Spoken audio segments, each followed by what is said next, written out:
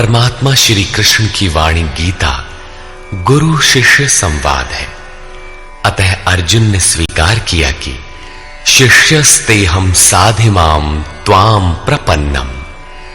भगवन, मैं आपका शिष्य हूं, आपकी शरण हूं, मुझे वो उपदेश दीजिए। अमृतंश बहनों तथा भाइयों, जिन महापुरुष ने समस्त वेदों का संकलन किया, वेदांत शास्त्र का प्रवर्तन किया, महाभारत तथा भागवत जिनकी कृतियां हैं, हम उन्होंने शास्त्रों के रूप में किसी ग्रंथ को मान्यता दी तो वो है भगवान श्री कृष्णोक्त गीता।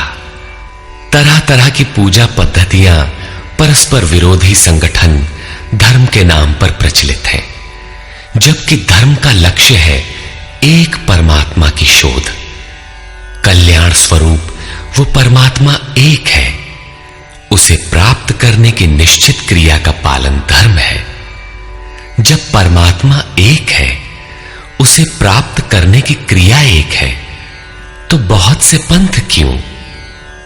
इसके समाधान के लिए प्रस्तुत है यथार्थ गीता का भावांश, ये गीता कैसेट। धर्म के सरल स्वरूप और उसकी प्राप्ति हेतु निर्धारित क्रिया का क्रमबद्ध तथा पूर्ण विवरण योगेश्वर श्री कृष्णोक्त गीता है। विश्व के प्रत्येक महापुरुष ने जो कुछ भी साधन बताया है, वो सब का सब तथा अनेक गोपनीय स्थितियों का स्पष्टीकरण अकेले गीता में है। इसलिए संपूर्ण मानव जाति के कल्याण का अतर्क शास्त्र गीता है। महाभारत में संकेत है कि जब कौरवों और पांडवों की सेनाएं आमने सामने खड़ी हो गईं, तो संपूर्ण निशांतर कौरवों में प्रवेश कर गए और सभी देवता पांडवों में। इस कथन से महर्षि व्यास ने स्पष्ट कर दिया कि गीता के सभी पात्र देवता या असुर हैं तथा प्रतीकात्मक हैं। प्रत्येक मनुष्य के अंतःकरण में दैवी और आसुरी दो प्रकृतियां अनादिकाल से हैं। दैवी शक्तियों के सहयोग से जब मनुष्य अपने आत्म स्वरूप की ओर अग्रसर होता है, तो काम, क्रोध, राग, द्वेष इत्यादि आसुरी वृत्तियां बाधा के रूप में आक्रमण करती हैं। उनका पार पाना ही वास्तविक युद्ध है। अर्जुन श्रेय के लिए विकल था।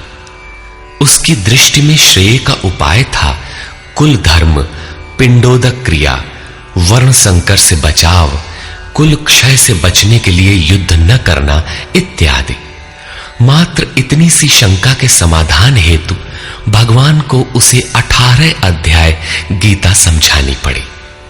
अंत में पूछा कि क्या तेरा मोह नष्ट हुआ? अर्जुन ने स्वीकार किया कि भगवन, मेरा मोह नष्ट हो गया और अब मैं वैसा ही करूंगा जैसा भगवान ने उपदेश दिया है। वस्तुतः ये केवल अर्जुन की शंका नहीं थी, बल्कि मानव मात्र की शंका है कि श्रेय क्या है, उसे कैसे प्राप्त करें। इसलिए स्त्री पुरुष, आबाल वृद्ध, मानव मात्र के लिए गीता के 18 अध्याय का अनुशीलन एवं नियमित पाठ नितांत आवश्यक है, जिससे ब्रह्म विधि की स्मृति सृजित रहे तथा बच्चों में भी इन कल्याणकारी संस्कारों का सृजन हो सके। इस गीता ज्ञान के बिना कोई भी मनुष्य उस ईश्वर के पथ पर नहीं चल सकता।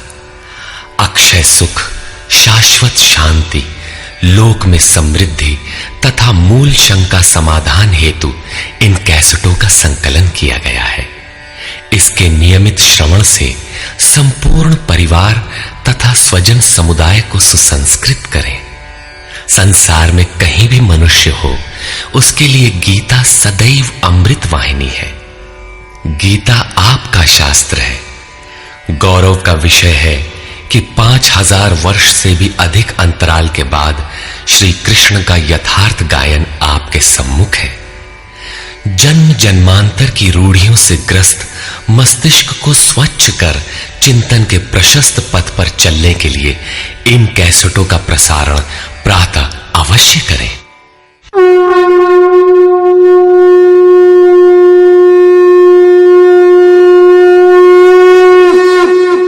ओम श्री परमात्मने नमः। यथार्थ गीता, श्रीमद् भगवत गीता, अथ प्रथमो अध्यायः।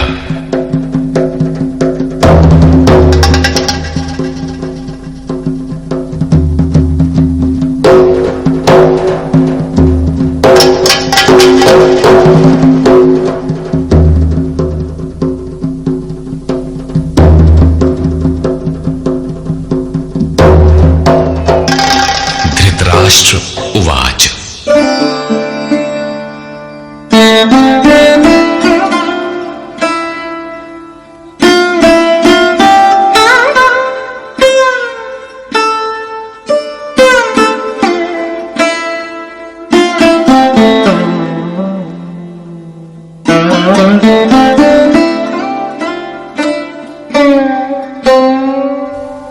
धर्मक्षेत्रे कुरुक्षेत्रे समवेता युयुत्सवः मामकाः पाण्डवाश्चैव किमकुर्वत संजय। धृतराष्ट्र ने पूछा, हे संजय, धर्म क्षेत्र कुरुक्षेत्र में एकत्र युद्ध की इच्छा वाले मेरे और पांडु के पुत्रों ने क्या किया? अज्ञान रूपी धृतराष्ट्र और संयम रूपी संजय। अज्ञान मन के अंतराल में रहता है। अज्ञान से आवृत मन धृतराष्ट्र जन्मांध है, किंतु संयम रूपी संजय के माध्यम से यह देखता है, सुनता है। वो समझता है कि परमात्मा ही सत्य है।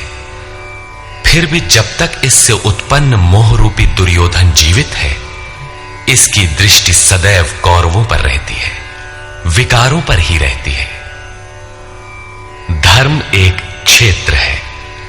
जब हृदय देश में दैवी संपत्ति का बाहुल्य होता है तो यह शरीर धर्म क्षेत्र बन जाता है, और जब इसमें आसुरी संपत्ति का बाहुल्य होता है तो यह शरीर कुरुक्षेत्र बन जाता है। कुरु अर्थात करो। ये शब्द आदेशात्मक है। भगवान श्री कृष्ण कहते हैं, प्रकृति से उत्पन्न तीनों गुणों द्वारा परवश होकर मनुष्य कर्म करता है। वो क्षण मात्र भी कर्म किए बिना नहीं रह सकता। गुण उससे करा लेते हैं। तीनों गुण मनुष्य को देवता से कीट पर्यंत शरीरों में ही बांधते हैं। जब तक प्रकृति और प्रकृति से उत्पन्न गुण जीवित हैं, तब तक कुरु लगा रहेगा। अतः जन्म मृत्यु वाला क्षेत्र, विकारों वाला क्षेत्र कुरुक्षेत्र है, और परम धर्म परमात्मा में प्रवेश दिलाने वाली पुण्यमयी प्रवृत्तियों का क्षेत्र धर्म क्षेत्र है। पुरातत्वविद पंजाब में काशी प्रयाग के मध्य तथा अनेकानेक स्थलों पर कुरुक्षेत्र की शोध में लगे हैं, किंतु गीताकार ने स्वयं बताया है कि जिस क्षेत्र में यह युद्ध हुआ वो कहां है। इदम शरीरम कौन्तेय क्षेत्र मित्य भिधीयते। अर्जुन, ये शरीर ही क्षेत्र है, और जो इसको जानता है, इसका पार पा लेता है, वो क्षेत्रज्ञ है। आगे इन्होंने क्षेत्र का विस्तार बताया, जिसमें 10 इंद्रियां, मन, बुद्धि, अहंकार, 5 विकार और 3 गुणों का वर्णन है। शरीर ही क्षेत्र है, एक अखाड़ा है। इसमें लड़ने वाली प्रवृत्तियां 2 हैं, दैवी संपद और आसुरी संपद। पांडु की संतान और धृतराष्ट्र की संतान सजातीय और विजातीय प्रवृत्तियां। अनुभवी महापुरुष की शरण जाने पर इन दोनों प्रवृत्तियों में संघर्ष का सूत्रपात होता है। यह क्षेत्र क्षेत्रज्ञ का संघर्ष है, और यही वास्तविक युद्ध है। विश्व युद्धों से इतिहास भरा पड़ा है, किंतु उनमें जीतने वालों को भी शाश्वत विजय नहीं मिलती। ये तो आपसी बदले हैं। प्रकृति का सर्वथा शमन करके प्रकृति से परे की सत्ता का दिग्दर्शन करना और उसमें प्रवेश पाना ही वास्तविक विजय है।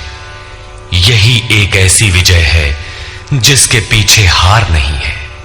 यही मुक्ति है जिसके पीछे जन्म मृत्यु का बंधन नहीं है। इस प्रकार अज्ञान से आच्छादित प्रत्येक मन संयम के द्वारा जानता है कि क्षेत्र क्षेत्रज्ञ के युद्ध में क्या हुआ। अब जैसा जिसके संयम का उत्थान है, वैसे वैसे उसे दृष्टि आती जाएगी। संजय उवाच। दृष्ट्वा तु पाण्डवानीकं व्यूढं दुर्योधनस्तदा आचार्यमुपसंगम्य राजा वचनमब्रवीत्। उस समय राजा दुर्योधन ने व्यूह रचना युक्त पांडवों की सेना को देखकर द्रोणाचार्य के पास जाकर यह वचन कहा। द्वैत के आचरण ही द्रोणाचार्य हैं। जब जानकारी हो जाती है कि हम परमात्मा से अलग हो गए हैं, वहां उसकी प्राप्ति के लिए तड़प पैदा हो जाती है। तभी हम गुरु की तलाश में निकलते हैं। दोनों प्रवृत्तियों के बीच यही प्राथमिक गुरु है। यद्यपि बाद के सद्गुरु योगेश्वर श्री कृष्ण होंगे, जो योग की स्थिति वाले होंगे। राजा दुर्योधन आचार्य के पास जाता है। मोह रूपी दुर्योधन। मोह संपूर्ण व्याधियों का मूल है। राजा है। दुर्योधन दुर अर्थात दूषित, योधन अर्थात वह धन। आत्मिक संपत्ति ही स्थिर संपत्ति है। उसमें जो दोष उत्पन्न करता है वो है मोह। ये प्रकृति की ओर खींचता है और वास्तविक जानकारी के लिए प्रेरणा भी प्रदान करता है। मोह है तभी तक पूछने का प्रश्न भी है, अन्यथा सभी पूर्ण ही हैं। अतः व्यूह रचना युक्त पांडवों की सेना को देखकर, अर्थात पुण्य से प्रवाहित सजातीय वृत्तियों को संगठित देखकर, मोह रूपी दुर्योधन ने गुरु द्रोण के पास जाकर यह कहा। पश्यैतां पाण्डुपुत्राणाम् आचार्य महतीं चमू व्यूढां द्रुपदपुत्रेण तव शिष्येण धीमता। हे आचार्य, आपके बुद्धिमान शिष्य द्रुपद पुत्र धृष्टद्युम्न द्वारा व्यूहाकार खड़ी की हुई पांडु पुत्रों की इस भारी सेना को देखिए। शाश्वत अचल पद में आस्था रखने वाला दृढ़ मन ही धृष्टद्युम्न है। यही पुण्यमयी प्रवृत्तियों का नायक है। साधन कठिन न मन कर टेका। साधन कठिन नहीं, मन की दृढ़ता कठिन होनी चाहिए। अब देखें सेना का विस्तार। अत्र शूरा महेशानयो